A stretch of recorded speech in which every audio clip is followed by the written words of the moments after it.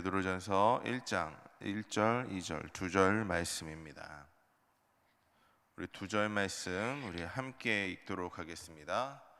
예수 그리스도의 사도 베드로는 본도, 갈라디아, 갑바도기아, 아시아와 비두니아와 흩어진 나그네 곧 하나님 아버지의 미리 하심에 따라 성령이 거룩하게 하심으로 순종함과 예수 그리스도의 핏부림을 얻기 위하여 택하심을 받은 자들에게 편지하노니 은혜와 평강이 너희에게 더욱 많을지어다. 아멘. 할렐루야. 오늘도 이 새벽에 주님을 예배하러 오신 여러분 모두를 주님의 이름으로 사랑하고 축복합니다. 날씨가 정말 많이 더워졌습니다. 이제 7월 또 이제 8월이 다가오는데 이제 낮 시간엔 계속 덥다고 하더라고요. 그래서 이제 더위에 맞고 이제 열사병. 심지어 얼마 전에 뉴스를 보니까 중국에서는 나무가 더워가지고 자연 발화가 일어났대요. 이런 뉴스는 처음 본 것 같아요. 얼마나 더웠기에 나무가 스스로 불이 붙어가지고 이제 연기 나는 모습까지 보여주는 현상이 일어났는데 아직까지 저희 나라는 그 정도는 아니니까 우리가 또 더 아프지 않게 열사병 걸리지 않게 일을 하시는 중간중간 더울 땐 쉬시고 무조건 쉬시고 물도 잘 마시면서 아프지 않은 귀한 또 하루를 보낼 수 있기를 바랍니다. 사람은요 하루하루 살아가는 게 참 기적과도 같은 것입니다. 우리가 또 이렇게 잘 자다가 또 어떻게 될지 모르는 거고 지금 또 우리가 잘 자고 일어나서 이렇게 예배 올 수 있는 것도 참 감사한 일이고요. 사람은 정말 이렇게 하루하루 살아가는 게 우리는 감사한 삶을 살아야 됩니다. 뜻하지 않은 사고에 한순간에 목숨을 잃을 수 있는 것이 바로 우리 인간이기 때문입니다. 그렇게 우리는 한 치 앞도 볼 수 없는 인간이기에 우리를 보호하시고 우리를 인도하여 주시고 우리를 이끌어 주시는 그 전능하신 하나님에 따라 살아가야 하는 것입니다. 그렇다면 적어도 하나님이 원하시는 것이 어떤 것이며 싫어하는 것이 무슨 일인지를 우리는 잘 알아야 되죠. 하나님을 따라 살아가야 되는데 하나님이 뭘 좋아하는지 뭘 싫어하는지 우리는 잘 알아야 됩니다. 그럼 하나님께서 제일 싫어하는 것이 무엇일까요? 하나님이 무엇을 그렇게 싫어하실까요? 바로 죄입니다. 우리들은 알게 모르게 세상을 살다 보면은 나도 모르게 짓는 죄들이 참 많이 있습니다. 본질적으로 우리가 죄인이기 때문에 우리는 죄를 짓고 살아가고 있습니다. 여기에 하나님의 고민이 있었던 것입니다. 하나님께서는 이 죄의 문제에 대해서 어떻게 해결을 하셨을까요? 바로 하나님께서 예수 그리스도의 십자가 죽음이라는 것으로 결단을 하시게 됩니다. 당신의 독생자 예수 그리스도를 보내주셔 우리의 죄를 해결해 주시려고 했던 것입니다.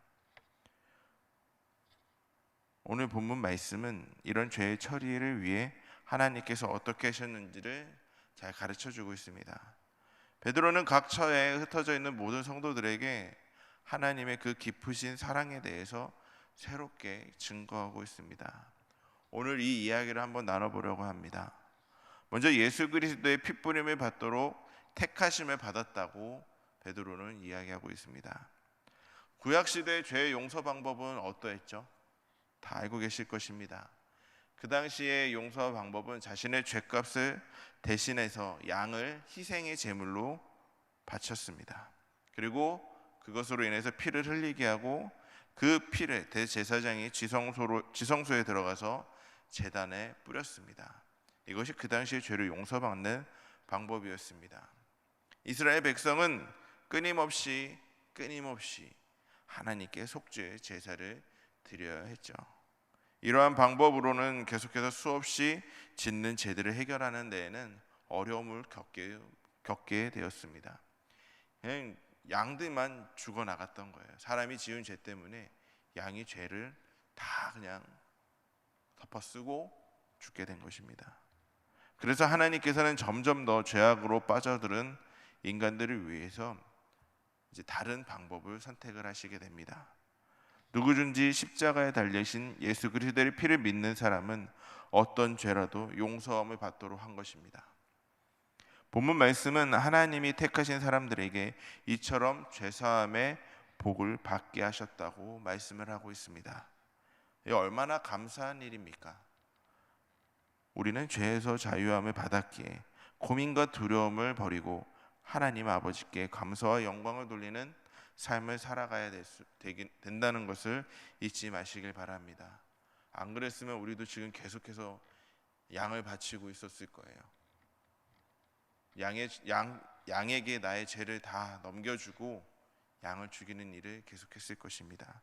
그런데 하나님께서는 인간의 죄는 어떻게 해결할 수 있는 방법이 없었기에 독생자 예수 그리스도를 보내주시고 십자가에 달리심으로 우리를 구원의 길로 이끌어 주셨음을 기억하시고 늘 주님과 동행하시기를 간절히 소망합니다.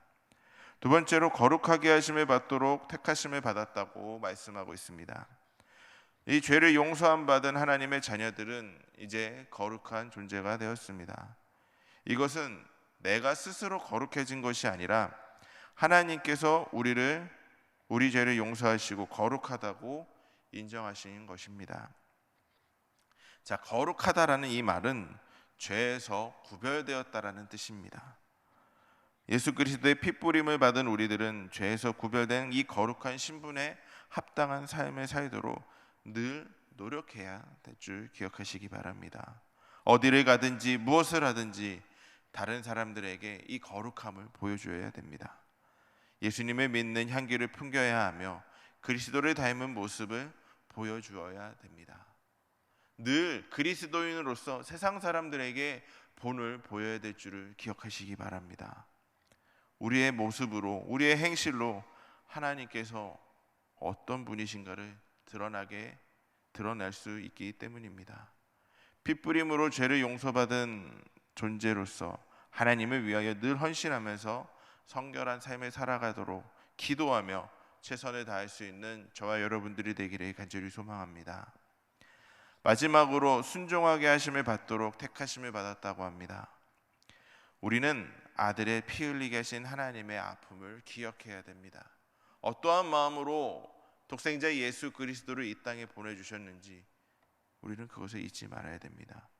그리고 경건한 마음으로 주 하나님께 순종하며 살겠습니다. 이 고백을 할 수 있어야 합니다. 그런데 솔직히 말해서 우리가 사실 순종보다는 불순종의 삶을 살지 않았습니까? 내가 하고 싶은 것, 내가 원하는 것, 또 혈기를 부리고 남을 미워하고 이런 모습으로 살아왔던 우리의 삶이 아닙니까? 그 결과 어땠습니까? 우리의 삶은 공고해지고 말았습니다. 우리 하나님은 어떻게 해서든지 사랑으로 복되게 하시려고 애를 쓰시는데 우리들은 죄만 짓고 내가 편한 대로만 살아왔습니다. 하나님이 이 모습을 보시고 얼마나 한숨을 지셨겠습니까? 사랑하는 성도 여러분, 우리는요 핏부림을 받은 하나님의 사람들입니다. 거룩하게 구별되어 성도라 칭함을 받는 사람들입니다. 주님의 거룩한 살과 피를 먹고 마신 사람들입니다. 그렇기 때문에 우리들의 삶은 경건한 삶, 거룩한 삶, 순종의 삶이 되어야 합니다. 아들을 아끼지 않으신 우리 주 하나님께서 무엇인들 못 주시겠습니까? 그 아들조차 이 땅 가운데 보내주시고 우리를 위해 십자가에 달리게 하셨는데 하나님께서 무엇인들 우리에게 못 해주시겠습니까? 주님의 핏부림을 받은 우리는 거룩한 삶으로 또한 순종의 삶으로 하나님의 기쁘시게 할 수 있기를 바랍니다. 모든 것을 다 주신 하나님께서 원하시는 것이 바로 그것임을 우리는 기억하고 늘 하나님께 경건한 마음, 거룩한 삶, 순종의 삶을 드릴 수 있는 저와 우리 사각교회 모든 성도님들이 될 수 있기를 주님의 이름으로 간절히 소망합니다. 기도하겠습니다. 사랑과 은혜가 충만하신 하나님, 우리 죄인들에게 예수 그리스도를 보내주시어 그 독생자 아들을 보내주시어 십자가에 달리심으로 그 핏부림으로 인하여 죄에서 구원받게 해주심을 감사합니다.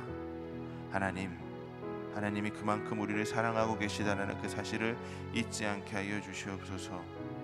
내 생각 내 뜻대로 살아왔다면 이제는 하나님을 나타내는 축복의 통로가 될 수 있도록 주여 저희들을 사용하여 주시옵소서. 그리하여 경건한 삶, 거룩한 삶, 순종의 삶을 살아갈 수 있도록 주님 저희들의 삶을 인도하여 주시옵소서. 우리는 부족하기에 연약하기에 더욱더 주님을 의지하며 살아가겠습니다. 오로지 주님만을 바라보며 살아가겠사오니 주여 저희들의 삶을 붙들어 주시옵소서. 오늘 하루도 우리의 평생을 주님께 의지하며 예수님의 이름으로 기도드렸습니다. 아멘.